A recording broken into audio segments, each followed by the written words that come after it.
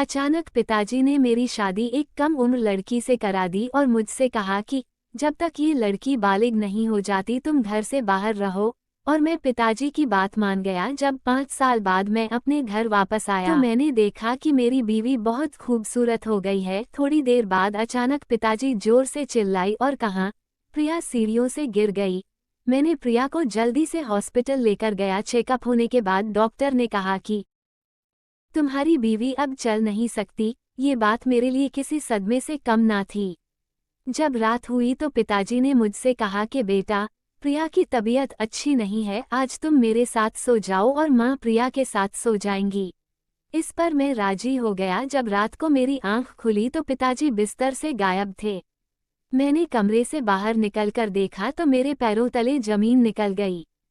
शाम को जब मैं घर पहुंचा तो पिताजी ने मुझे बुलाया। मैं डर गया, आज पिताजी फिर मेरी क्लास लेंगे। मैं डरते डरते पिताजी के पास पहुंचा तो पिताजी ने बहुत प्यार से मुझे अपने बाजू में बैठाया और मुझसे कहने लगे, बेटा अब तुम बड़े हो गए हो, जवान हो गए हो और तुम हमारी इकलौती औलाद हो। हम चाहते हैं कि हमारे आंखें बंद होने से पहले तुम्हारी शादी देख ले। इस पर माँ भी खुशी खुशी किचन से बाहर आई और मुझे लड़की की तस्वीर दिखाकर कहने लगे, ये देख लो लड़की की तस्वीर।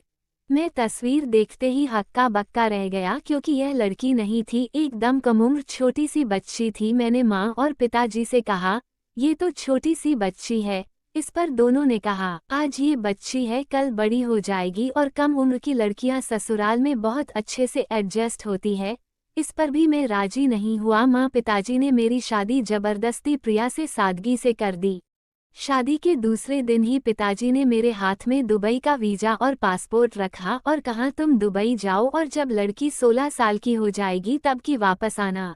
दुबई जाना मेरा बहुत पुराना सपना था और वो इस तरह पूरा होता देखकर मुझे बहुत खुशी हुई और मैं फौरन तैयार करने लगा और दूसरे दिन सुबह 6 बजे दुबई के लिए रवाना हो गया। दुबई जाने से पहले मेरी प्रिया से बात हुई थी। प्रिया ने मुझसे कहा, मुझे मेरे माँ के ही घर रहना था, मैं ये शादी नहीं करना चाहती, लेकिन मेरी माँ ने मेरी ज़बरदस्ती शादी कर दी। पिताजी के मरने के बाद मेरी माँ और मैं नानी के यहाँ रहने लगे। वहाँ सब हम लोगों को गिरी हुई नज़रों से देखते।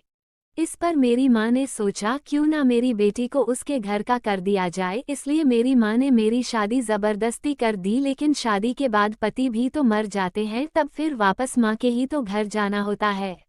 इस पर मुझे उस छोटी सी बच्ची पर तरस आ गया और मैंने उससे कहा, तुम फिक्र मत करो, मुझे कुछ नहीं होगा, मैं 5 साल बाद आऊँगा और हम एक अच्छी जिंदगी शुरू करेंगे।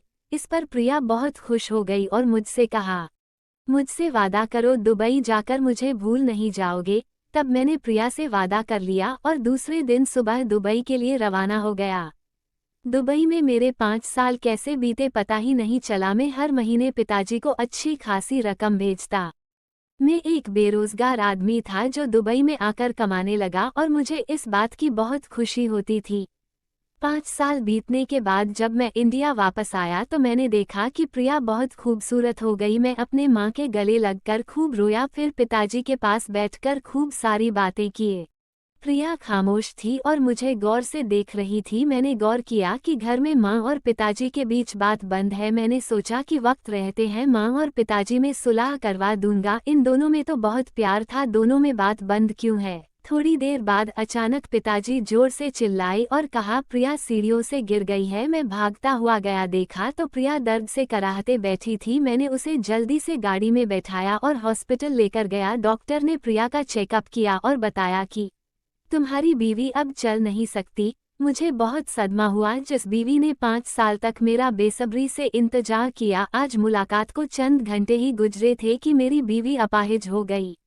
ये दुख हम दोनों के लिए बहुत बड़ा था। प्रिया को हॉस्पिटल में 3 दिन तक रखा गया। मैंने माँ से कहा कि प्रिया के पास हॉस्पिटल में मैं रहूँगा।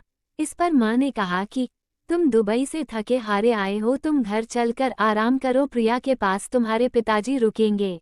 बहुत ज़्यादा जोर देने पर मैं घर चला गया, लेकिन फ्रेश होकर खाना खाया और वापस मैं प्रिया के पास आ गया। जब मैं हॉस्पिटल पहुंचा तो पिताजी ने मुझे घर जाने कहा, बहुत ज़्यादा जोर देने लगे। जब मैं ना माना तो पिताजी ने मुझे अपनी कसम दे दी। इस पर मैं घर वापस आ गया। जब प्रिया 3 दिन बाद घर वापस आई उस रात पिताजी ने मुझसे कहा, सूरज, प्रिया का दुख अभी ताज़ा है, आज तुम मेरे पास सो जाओ और माँ प्रिया के पास सोएंगी। इस पर मैं मान गया और मैं पिताजी के कमरे में सोने चला गया। आधी रात को जब मेरी आंख खुली तो मैंने देखा पिताजी उनके जगह पर नहीं है। मैं पिताजी को देखने उठा। जब मैं अपने कमरे की तरफ गया तो मैंने देखा पिताजी की आवाज़ आ रही है। पिताजी माँ से कहते हैं, तुम मुझसे नाराज़ हो? माँ कहती है, हाँ, मैं तुमसे नाराज हूँ, तुमने मेरे इकलौते बेटे की जिंदगी तबाह कर दी। क्या जरूरत थी प्रिया को धक्का देने की? मेरा बेटा पूरी जिंदगी एक अपाहिज के साथ कैसे गुजारेगा, और जब उसे आपकी सच्चाई पता चलेंगी तो उस पर क्या बीतेगी? इस पर पिताजी ने कहा, मैं कल सुबह सूरज से कह दूंगा कि तुम प्रिया को तलाक दे दो और वह मेरी बात मान लेगा, फिर सूरज को कुछ पता नहीं चलेगा। इतना सुनना था कि मेरा सर चकराने लगा और मैं कमरे में अपने बेड पर आ गिरा। मैं सुबह का इंतजार करने लगा। जैसे ही माँ कमरे से बाहर निकली मैं कमरे में गया और दरवाजा अंदर से बंद कर लिया। फिर मैं प्रिया के पास गया और उससे पूछने लगा कि इन 5 सालों में मेरे पीछे में क्या हुआ, घर का माहौल इतना बदला हुआ क्यों है? इस पर प्रिया ने मुझसे कहा, इन 5 सालों में तो कुछ नहीं हुआ, लेकिन जब आप वापस आए तो उस दिन पिताजी ने मुझे सीढ़ियों से धक्का देकर गिरा दिया। मुझे नहीं पता पिताजी ने ऐसा क्यों किया। मैं कमरे से बाहर निकला और पिताजी से बात करने लगा। तब पिताजी ने रोते हुए कहा, बेटा, मैं हमेशा से तुम्हारी शादी अपनी बहन की बेटी से करना चाहता था, लेकिन जब मुझे पता चला कि प्रिया एक करोड़पति बाप की औलाद है तो मैंने सोचा कि क्यों ना तुम्हारी शादी प्रिया से कर दूं। जब प्रिया 16 साल की हो जाएगी तो वह सारी प्रॉपर्टी तुम्हारे नाम कर देंगी। और मैं लालच में आ गया, लेकिन मुझे बाद में पता चला कि प्रिया के नाम पर कुछ नहीं है। मैं बहुत शर्मिंदा हूँ, मुझे माफ़ कर दो। इस पर मैंने कहा, पिताजी, आपने जो मेरे साथ किया सो किया, लेकिन आपने प्रिया के साथ अच्छा नहीं किया। वह जिंदगी भर के लिए अपाहिज हो गई और इसकी सजा आपको मिलकर रहेंगी। मैं मेरी बीवी को लेकर घर छोड़कर जा रहा हूँ। इस पर माँ ने मुझसे कहा, बेटा, मुझे भी अपने साथ ले चलो, मैं इस लालची इंसान के साथ नहीं रहना चाहती। फिर हम दूसरे घर में शिफ्ट हो गए और मैंने प्रिया के लिए एक नर्स का इंतजाम किया जो प्रिया का अच्छे से ख्याल रखती थी। प्रिया में पहले से ज़्यादा सुधार होने लगा और मुझे यकीन था प्रिया एक दिन अपने पैरों पर जरूर खड़े होंगी। जो अपनी माँ से प्यार करता है वो इस चैनल को लाइक, शेयर और सब्सक्राइब जरूर करें और घंटी के आइटम को दबाना ना भूलें।